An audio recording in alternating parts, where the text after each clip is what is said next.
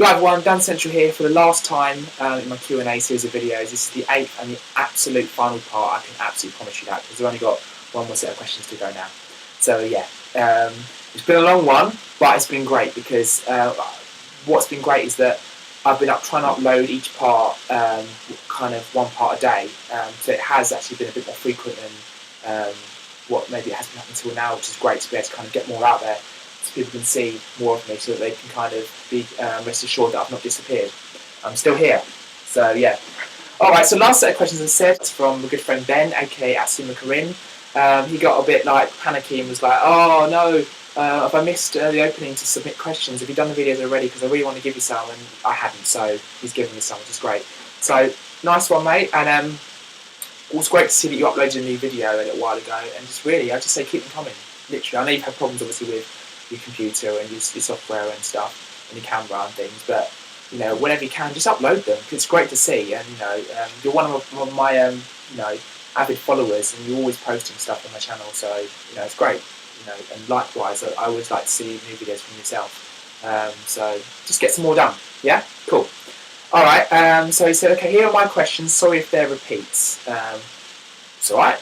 You get that. Some people don't have a chance to go through everyone else's questions, so you might find that there's some overlap, but it doesn't matter. It gives you a chance to hopefully think of something else. Now, question 1: which gaming original soundtrack is your favourite? Which gaming original soundtrack is your favourite?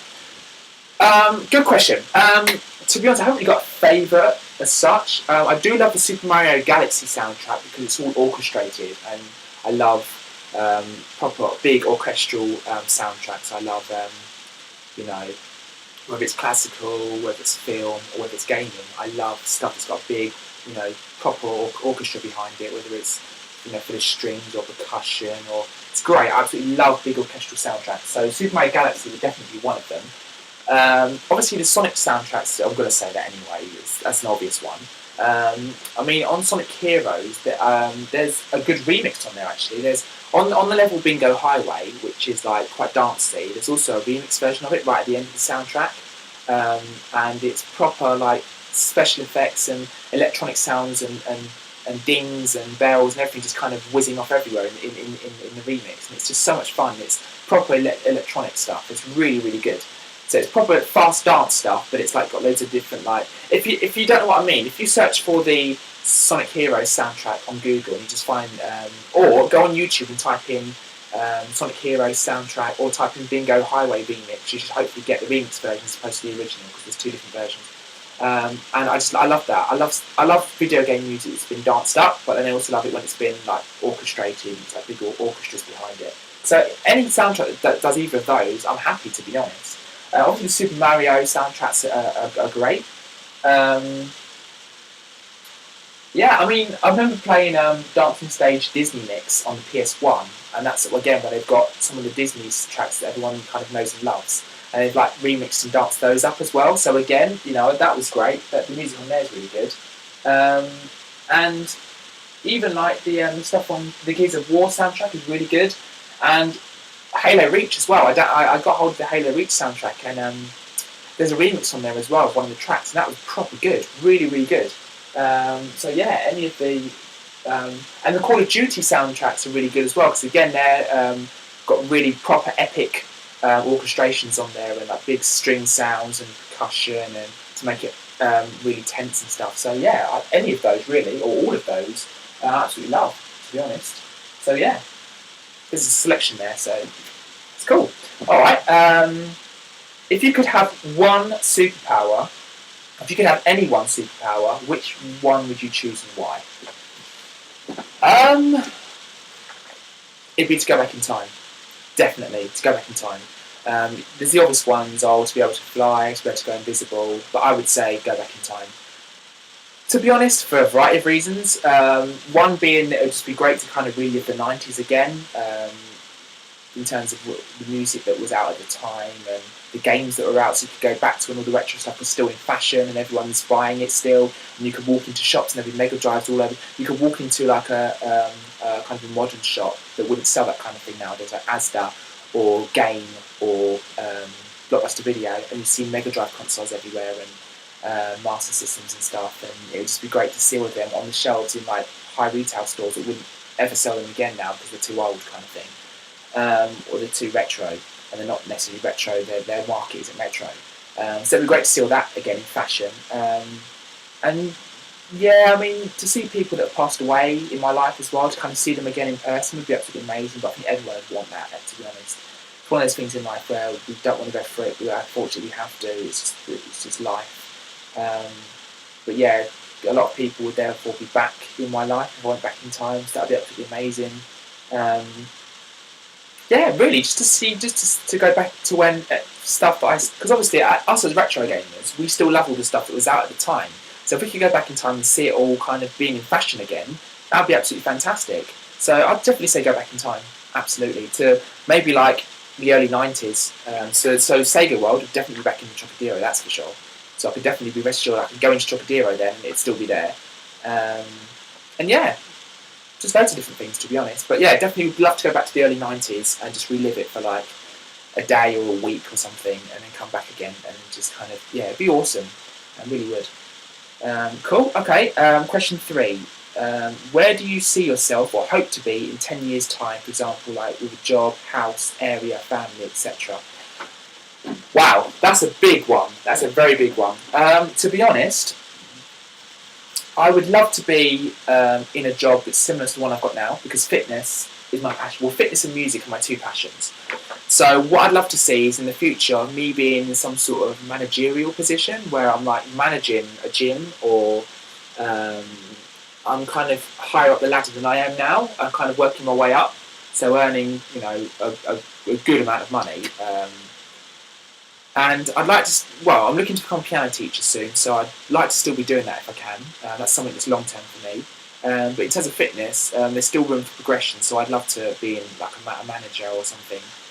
Whether it's like a manager of a gym or like a fitness manager or something like that, just something that's kind of got a bit more status and got a bit more money coming in. So in terms of job, yeah, just be like, continue with the piano teaching and just be a bit more in a managerial position in fitness. In terms, I keep getting this message popping up saying something about my iPod. Go away. Okay. And in terms of house, obviously I'd love to have my own place. I'm still living with my parents, so that's kind of the next thing on my list. I kind of, as soon as possible, when I've got the finances, I want to get my own place. I've just come out of a relationship, long story, with my ex-girlfriend, so hopefully it'll be a case of I can meet someone else and then move in with her. Because I don't know, I mean, a lot of people move into places on their own, but I don't know. I think I'm just a bit of a coward, and I don't like the idea of like having to kind of be in a place all on your own. It'd be really eerie, and it would be like it'd feel empty, and just be like you've got no one to talk to. And I think I would just end up like driving myself around the bend, really, because yeah, I can be a bit crazy at times. So to be honest, I'd love to meet someone first, and then move in with her, whoever that girl may be, and just move in with someone as opposed to doing it on my own. Or even moving in with like a mate and just doing like a flat share or something until I meet someone. But I don't really like the idea of moving in somewhere on my own, because it would just, I don't know. I mean, my brother just moved in with his girlfriend, and so he didn't move in on his own either. So I think it's something that I would do if I met someone. But definitely something that I need to do as well as want to do, to be honest. Area, I've considered living in London, but I think it's too, I don't know. I think I can only kind of manage London in small doses. It's really crowded at times. It's a lot happening there, proper busy, cars everywhere. I think it's something that I probably wouldn't want to live. I don't know. I prefer living out in the countryside where it's quiet. Maybe because I've done that all my life anyway. Maybe I'm just used to it. But even though I live in a village where it's dead and there's nothing happening, I love it like that, because everyone keeps himself to himself. Obviously the crime rates are then like zero.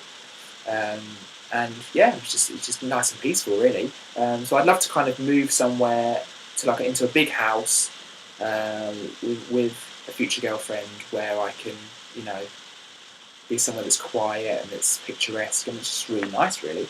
Yeah.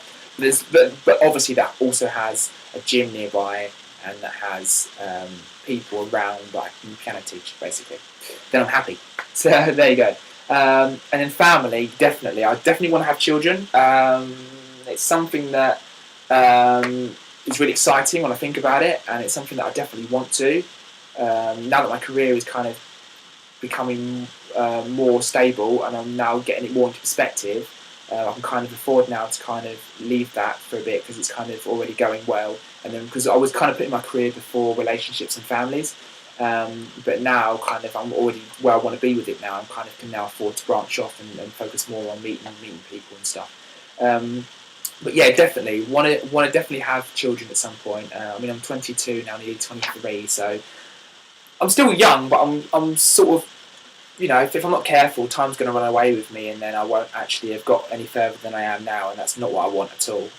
So yeah, it's definitely something that I'm not someone that's like hates children, never wants to have any. I definitely want to. I'd love to have like a boy and a girl, like one of each. That'd be absolutely amazing. I mean, the idea of being a father or being a dad is quite scary at the moment, but I definitely think that hopefully I could do a good job, and yeah, it's definitely something that I'd want to do. So yeah, definitely. So hopefully it won't take 10 years for that to happen. It's quite a long time to think when you think about it. But along the way, I want to kind of get all of that I've mentioned already into perspective. Question 4. If you were a games designer, what kind of game would you make? If you were a games designer, what kind of game would you make? It would be a 2D platformer, because I'm a retro gamer at heart, so I wouldn't sort of start doing loads of like 3D stuff and bringing loads of like risky elements in that people might not actually take to, and ending up causing the game to actually flop, kind of thing. To be honest, one interesting thing I was going to say is that when they try and bring out 2D style games nowadays, they still enhance the graphics massively, and it still doesn't look anything like the stuff that it did in the early 90s. For example, Sonic 1, 2 and 3 on the Mega Drive, they use the same sort of sprites, they use the similar sort of graphics, you know what I mean, you're used to it. It's not visually absolutely amazing compared to what's out now, but it's kind of, you know what I'm talking about, it's kind of the graphics that we're used to, obviously 8-bit and 16-bit.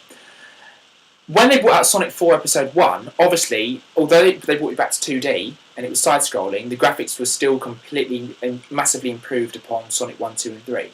It wasn't exactly the same. You know what I'm talking about? Like, although it was side-scrolling, it wasn't graphically the same as the other two, because the technology's enhanced so much since then. But what I would love to do would to strip back everything and go back to 8-bit and 16-bit and create a new game, because it's in terms of a game that you've not seen before, but it's kind of an old game as well. Basically an old game, but it's basically just got 8-bit or 16-bit, and it looks exactly the same as Sonic 1, 2 and 3 did, but it's a new game but it uses old visuals and graphics. And then last question he asks is, what do you think will be the future? I'm asking to be quietly because people have just come in. It's the last question, so I want to get it done. What do you think will be the future of gaming? So what will be the future of gaming? For example, 3D gaming, motion sensing, virtual reality, etc. And do you think more conventional gaming will die out? Hopefully it won't die out, because that's what we all know and love as retro gamers. Hopefully, even though they're enhancing technology all the time, putting new things in visually and physically, the conventional gaming will always still be there, because that's what we all know and love. So hopefully it won't. But I'd love to see them do something really amazing in the future. And obviously Kinect has obviously proved that stuff can be done, which is really amazing. But I'd love them to do something like, maybe like bring out something where you can like physically hover on it and it actually levitates off the floor or something. Something really, really proper, eye-catching that makes everyone want to go and buy it. But still incorporating the conventional side of things so it doesn't die. So you kind of incorporate both, really. Because hopefully it won't do otherwise. As retro games, we have nothing else to look forward to. We'll just have to stick with what we've got, really. And that would be cool, but it'd be like nothing new to look forward to. So yeah, I hope that answered the question. That was really quick because someone's walked in. Yeah, so thanks so much for your questions. Really appreciate it. I've got to run off now anyway. But thanks very much to everyone. I really do genuinely appreciate it. Really enjoyed doing this series. Thanks so much, everyone. And if you've got any comments or any ideas for what you want to see from my channel in the future, feel free to do so. And we can still play through soon. Is my next thing anyway, so take care.